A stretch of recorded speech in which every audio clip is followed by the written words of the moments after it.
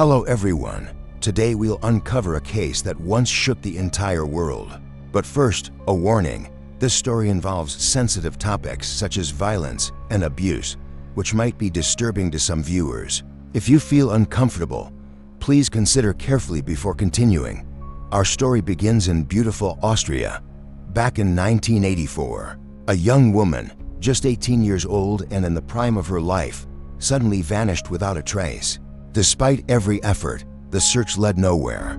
For years, this mysterious disappearance faded into oblivion until, 24 years later, the girl reappeared, bringing with her a horrifying truth.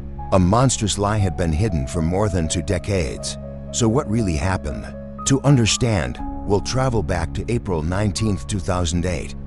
On that day, at a hospital in Amstetten, Austria, a young woman was rushed in, barely conscious. Doctors quickly examined her and found her condition was critical. She was severely malnourished, her skin deathly pale as if sunlight had never touched her. Worse still, she suffered from serious epilepsy, kidney failure, and respiratory distress. Her life was hanging by a thread. Yet, in such a dire situation, the hospital found no records about her identity, no medical files, no insurance card, nothing. The only clue came from the elderly man who brought her in, claiming to be her grandfather. He introduced himself as Josef Fritzl and said the girl's name was Kirsten, aged 19. However, when asked about Kirsten's medical history, Josef became visibly nervous, unable to give any clear answers. When questioned about the girl's parents, he reluctantly revealed that her mother, Elisabeth, had gone missing 24 years ago and had never been found. Beyond that, he refused to provide any further details, acting anxious and repeatedly urging the doctors to save Kirsten's life. The hospital, concerned about both her condition and the many unanswered questions, decided to notify the police. Authorities quickly launched an investigation to uncover the truth. The key to solving the mystery seemed to lie with Elisabeth Fritzl, the missing woman from 24 years ago. Thus, the police reopened the old disappearance case. It all began in 1984, when the Amstetten police received a report from a distressed couple. The husband, Josef Fritzl, and his wife, Rosemarie, reported that their 18-year-old daughter, Elisabeth, had suddenly vanished. She left no note, took no luggage, and simply disappeared. The family, desperate, had searched everywhere: train stations, schools, friends' homes, but there was no sign of Elisabeth. With no other option, they turned to the authorities, hoping the police could help find their missing daughter. Where was Elisabeth, and why had she left without saying a word? These questions drove the police to launch an extensive search for the 18-year-old, while also trying to understand her life better. According to family members, Elisabeth was a sweet, pretty blonde girl, but with a quiet and introverted nature. From an early age, she was noticeably different from her peers. She rarely spoke, often lost in her own world, and could sit for hours just staring out the window. A childhood friend once recalled, "When we were together, she was cheerful and lively at times. But back home, Elisabeth would grow silent, as if nothing in the family mattered to her." As she grew older, this gap widened. Her academic performance declined, her personality became more withdrawn, and her relationship with the family deteriorated. She always wore a somber expression, as if burdened by something deep inside. 2 years before her disappearance, Elisabeth had once run away with a friend, hoping to start a new life in Vienna. However, it didn't last long. The police soon found them and brought them back home. No one truly understood why she had left. Some believed it was a typical teenage rebellion. Others thought she was curious about the outside world. There were also whispers that her strict upbringing might have been a factor, but no one really tried to understand what was going on in Elisabeth's mind. Because of this, most people, including the police, assumed her latest disappearance was just another case of a runaway teenager, and an incident shortly after seemed to confirm this belief. A few weeks later, Elisabeth's parents received a letter. In it, she wrote, "I want to leave this home. I've joined a religious sect. Please don't look for me." However, her friends strongly denied this. They admitted Elisabeth was quiet and a bit rebellious, but insisted she would never join any sect. Moreover, her parents had always kept a tight grip on her. She rarely went out, and even time with friends was limited. Given these circumstances, the idea of Elisabeth suddenly joining a cult seemed impossible. Taking her friend's statements into account, the police decided not to close the case based on that letter alone. Instead, they deepened their investigation, focusing on her family life. Elisabeth was born into a large family. Her father, Josef, and her mother, Rosemary, had been married for over 20 years and lived in Amstetten. They had 7 children in total, with Elisabeth being the 4th. The family was relatively well off. Josef, an electrical engineer by trade, loved tinkering with home improvement projects. He even built a swimming pool in their backyard for the children to enjoy during summer. Rosemary, on the other hand, dedicated herself entirely to taking care of her husband and children. Life went on quietly for the Fritzl family until Elisabeth's disappearance tore away the facade of their so-called happiness. To outsiders, the Fritzl family seemed perfect. Josef, the head of the household, was seen as a model citizen. At work and in daily life, he appeared kind and polite, well respected by neighbors and colleagues alike. But behind closed doors, Josef was nothing like his public image. He was a controlling and authoritarian man. Rosemary, his wife, had no voice in the family. As a housewife, she obeyed her husband's every command. Their children lived in constant fear, enduring Josef's harsh punishments. Those who knew the family were aware that Josef was far from a good man. He was an abusive tyrant. His authoritarian control was most evident in how he treated Elisabeth. Josef had an unhealthy obsession with his daughter. He insisted on accompanying her everywhere, allowing her no independence. He would secretly read her diary, forbid her from going out, and prevent her from seeing any boys. Even when friends visited Elisabeth at home, Josef would rudely chase them away. These behaviors raised suspicions among the police. They believed Josef's strict control might have pushed Elisabeth to the edge, causing her to run away. Based on this assumption, the investigation did not go deeper. 1 year later, the case was closed. For the next 24 years, Elisabeth's name faded from public attention until it resurfaced in 2008. Back in 2008, during police interrogations, Josef provided a shocking story. According to him, Kirsten was not Elisabeth's only child. Over the years while Elisabeth was missing, she had allegedly left 3 children at Josef's doorstep. Each time, she left a note, pleading with her father to care for them. Josef claimed that he found Kirsten unconscious outside his house. At first, he didn't know who the girl was. Only after noticing a letter from Elisabeth did he realize Kirsten was her daughter, sick and in need of help. On the surface, this seemed like a tale of a reckless mother disappearing for 24 years, having children out of wedlock, and burdening her aging parents with the responsibility of raising them. To outsiders, Elisabeth appeared as a rebellious, irresponsible woman, while Josef seemed like a weary father, physically and emotionally drained. While the hospital struggled to keep Kirsten alive, the lack of medical history and unknown cause of illness made treatment difficult. She had been in a coma for several days, her condition critical. At this point, the most urgent task was to find Elisabeth. The police launched a public appeal, spreading the news across every media channel.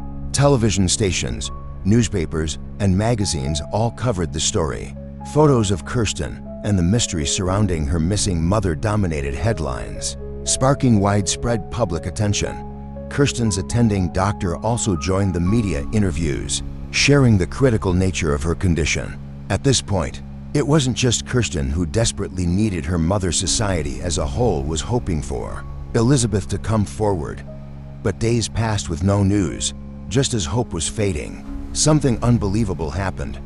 After 24 years of disappearance, Elisabeth suddenly reappeared, shocking everyone. Why would a woman who vanished so long ago suddenly show up? Had she seen the news and decided to return home? On April 26th, Elisabeth arrived at the hospital with her father. She was now 42 years old, yet she appeared frail, her hair completely white, her face tense and anxious. She looked not like a woman in her 40s, but like someone in her 60s or 70s. Even the medical staff were stunned by her condition. Everyone assumed that with Elisabeth's return, the truth would finally come to light. Yet, Kirsten's mother remained silent. No matter what the doctors asked, Elisabeth refused to speak. As tensions grew, the hospital contacted the police again. Both Elisabeth and Josef were brought to the station for further questioning. Realizing she might be hiding something, investigators decided to separate father and daughter for individual interviews. Under police protection, Elisabeth finally opened up. What she revealed shocked the entire world. For 24 years, Elisabeth had not left her home. Since the day she went missing, she had been imprisoned in a secret underground cellar beneath the Fritzl family house. She had not seen sunlight until now. The one responsible for this horror was none other than her own father, Josef Fritzl. For over 2 decades, Josef had kept Elisabeth locked in a dark basement, assaulting her more than 3,000 times and forcing her to bear 7 children. The sheer scale of the abuse overwhelmed the investigators. Josef was immediately arrested. This shocking case quickly became global news. Reporters from around the world flocked to the small town of Amstetten, eager to uncover the dark secrets of the Fritzl family. The revelation that the missing girl had been held captive right in her own home was beyond comprehension. The man who once seemed like a model father was, in fact, a monster who violated his own daughter.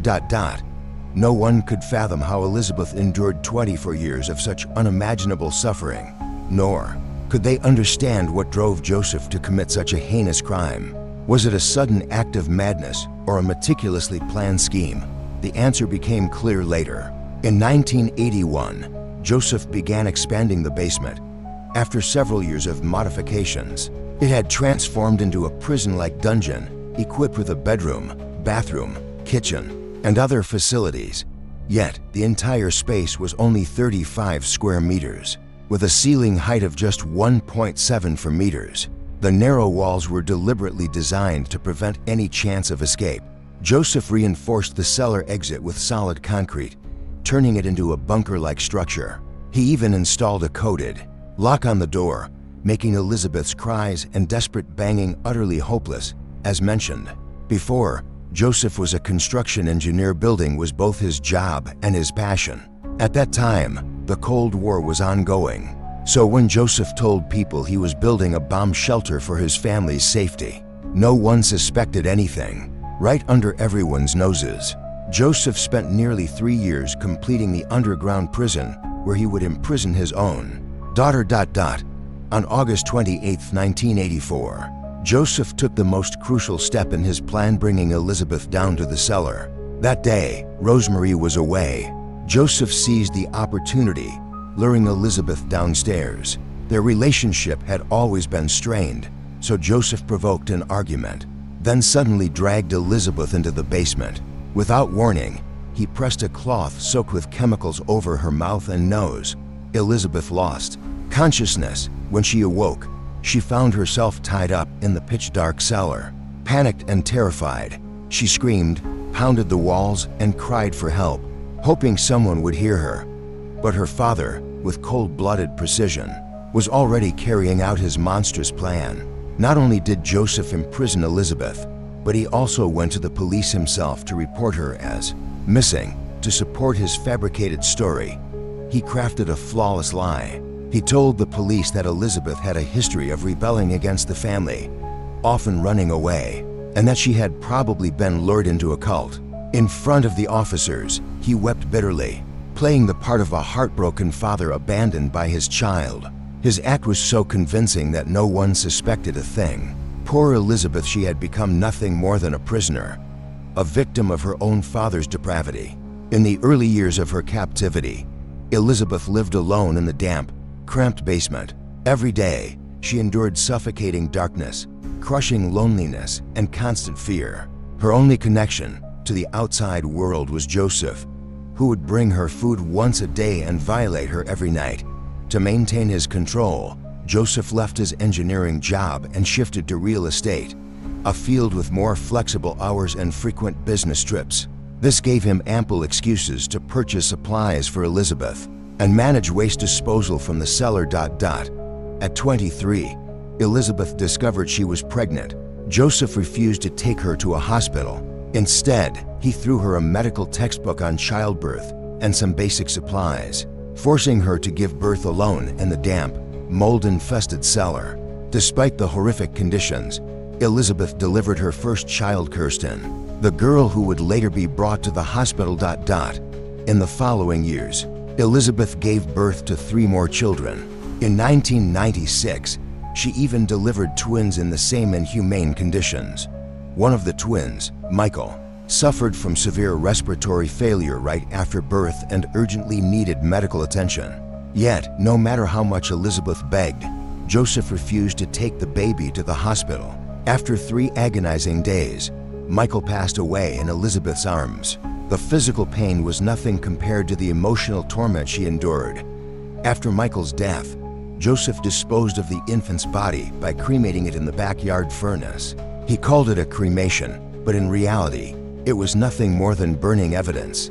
To Josef, this was simply solving a problem, getting rid of an inconvenience. As more children were born, the cellar became increasingly cramped.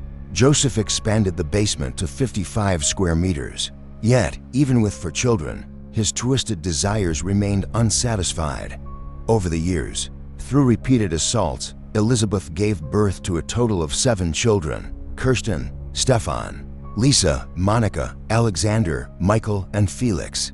To Josef, these children were not just the result of his crimes, they were tools to tighten his grip on Elisabeth. He believed that even if she ever escaped, no one would accept a woman burdened with 7 children, especially children born of incest. In his mind, Elisabeth could never truly be free. But Josef underestimated Elisabeth's strength. She wasn't just a victim, she was a mother. The hardships only fueled her determination. With each child born, Elisabeth rediscovered a sense of warmth and love that had long been stolen from her. She clung to hope, devoting herself to teaching her children how to read, write, and protect them from Josef's abuse. Their only connection to the outside world was an old radio. Through it and through Elisabeth's stories, the children learned about trees, flowers, and the 4 seasons. She painted vivid pictures of a world they had never seen, reliving her own memories of freedom, however brief they had been. As time passed, the cellar grew too small to contain them all. Josef decided to bring some of the children upstairs to live. But how could he do this without raising suspicion? Ever the manipulator, Josef devised a plan. He forced Elisabeth to write letters, begging her parents to adopt the children. Then, under the cover of night, he would smuggle the babies out of the cellar and leave them on the doorstep, timing it so that Rosemary would discover the crying infants. Josef himself would feign surprise, pretending to know nothing. The plan worked perfectly. Lisa, at 9 months old, was taken in. Josef repeated the same scheme with Monica and Alexander. In doing so, he turned his biological children into his grandchildren, raising them openly in his home. Josef lived a double life. Upstairs, he was a devoted father and grandfather. Downstairs, he was a monster in human form. For 20 years, he never slipped, never spoke a word about the secret cellar. He hid everything, even from himself. Many would wonder how could Rosemary, living upstairs, and the rest of the family not suspect a thing for so many years. It sounded unbelievable. To uncover the truth, the police interrogated Josef's family. As it turned out, the basement had always been considered a forbidden zone by the other family members. Josef's violence forced Rosemary and the children to obey his every command. Whatever he forbade, no one dared to defy. He forbade anyone from approaching the basement, no one dared step near it. He banned any mention of Elisabeth, no one dared say her name. Disobedience meant facing his brutal beatings. Every person in the house, including Rosemary, lived as Josef's prisoners. At one point, Josef had even broken Rosemary's leg while she was pregnant. Years of domestic abuse had turned her into a submissive, obedient wife. Some speculated that Rosemary might have known Elisabeth was being held captive, but out of sheer terror, she chose silence, pretending not to see the truth. After all, they lived under the same roof. No matter how careful Josef was, some signs would have been hard to hide. Yet, even if suspicions arose, no one dared challenge his authority. As time passed, by 2008, Elisabeth seemed doomed to die in that dark cellar. But when Kirsten's condition worsened, Elisabeth pleaded desperately. This time, Josef relented. On April 19th, Elisabeth and Josef carried Kirsten, unconscious, out of the cellar. For the first time in 24 years, Elisabeth breathed fresh air. But before she could gather herself, Josef dragged her back into the underground prison. However, within a week, everything spiraled out of Josef's control. The police launched an investigation, media coverage exploded, and public pressure mounted. Fearing deeper scrutiny, but still believing he could control Elisabeth, Josef took the bold step of bringing her to the hospital on April 26th. What he didn't expect was that Elisabeth was no longer his puppet. To save her daughter, Elisabeth found the courage to tell the truth. Josef's double life was about to be exposed. Josef Fritzl was born in 1935 in Amstetten, Austria. An only child, his father abandoned the family when Josef was young, leaving his mother to raise him alone while working full-time. But Josef harbored deep resentment toward his mother, often referring to her as Satan. To him, he was an unwanted child. His mother had never wished for his birth, nor had she ever shown him love. She frequently left him alone, berated him for minor mistakes, and sometimes even falsely accused him of wrongdoing. Josef became the target of her pent-up anger. In 1959, Josef married Rosemary. His mother, now elderly, moved in with the couple, no longer a powerless child. Josef had been waiting for his moment of revenge. Eventually, he announced that his mother had passed away. In reality, he secretly imprisoned her in the attic, boarding up the windows with wooden planks. He kept her locked away for 20 years. Josef's mother remained imprisoned in the attic until her death in 1980. His distorted childhood had left deep scars, shaping the authoritarian and abusive man he became. In many ways, Josef was simply repeating the toxic patterns of his mother's behavior. Psychologically, criminal behavior often stems from failures in social integration. Josef experienced a flawed and deviant socialization process, especially in family and social relationships. This resulted in a severe lack of empathy, leading to serious personality disorders and perverse desires. As an adult, Josef struggled with unfulfilled sexual urges. He would secretly watch couples through windows, stalk women in parks, and attack them when they least expected. In 1967, at 32 years old, Josef followed a 24-year-old nurse home and assaulted her. He was also suspected of assaulting another 21-year-old woman. Eventually, he was sentenced to 18 months in prison, with 12 months suspended. Despite this, Rosemary did not leave him. She even covered for him, telling others Josef was simply away on business. Some believed that if Rosemary had found the courage to leave Josef then, Elisabeth's fate might have been different. By this time, Josef had fully descended into a criminal mindset. Unable to act on his depravity publicly, he began planning a private prison to satisfy his twisted desires. 6 years later, he executed this monstrous plan on his own daughter, Elisabeth. On October 13, 2008, Austrian authorities officially charged Josef Fritzl with multiple crimes, including murder, kidnapping, illegal imprisonment, incest, and assault. The trial began on March 16, 2009, in the city of St. Pölten. Reporters from all over the world gathered at the courthouse. Josef, hiding behind a briefcase, was escorted into the courtroom by multiple officers. One of the jurors recalled that Josef's eyes were like a deep, cold abyss, chilling and terrifying. In court, Josef claimed he had only wanted to protect Elisabeth, insisting the outside world was too dangerous. He portrayed his actions as those of a caring father who couldn't let his daughter run away and fall into bad company. "Everything I did was for her safety," he argued. However, police investigations revealed that Josef had been abusing Elisabeth since she was 11 years old, starting in 1977. This explained her repeated attempts to run away and her withdrawn, sorrowful nature. Elisabeth did not attend the trial in person. She had signed an agreement to never face her father again and provided her testimony via video. Hearing his daughter's words, Josef seemed to finally realize the gravity of his crimes. No longer denying the charges, he apologized to his family for the pain he had caused and confessed to all accusations. On the fourth day of the trial, the court sentenced Josef to life imprisonment with a minimum term of 15 years. The trial concluded, and Josef accepted the verdict without appeal. Throughout the proceedings, Rosemary, Josef's wife and Elisabeth's mother, never appeared in court and refused to testify. Whether she truly knew what had happened to her daughter remains a mystery to this day. Elisabeth and her children were taken to the hospital for medical examinations. Their physical health was relatively stable, but they required long-term treatment and psychological support to adjust to the outside world. Kirsten, too, recovered after 2 months and was reunited with the family.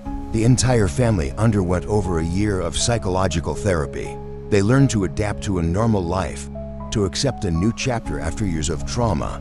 In May 2017, after serving 12 years in prison, Josef Fritzl changed his name to Josef Mehrhoff. Ironically, his prison cell was more comfortable than the dungeon he had built to imprison his daughter.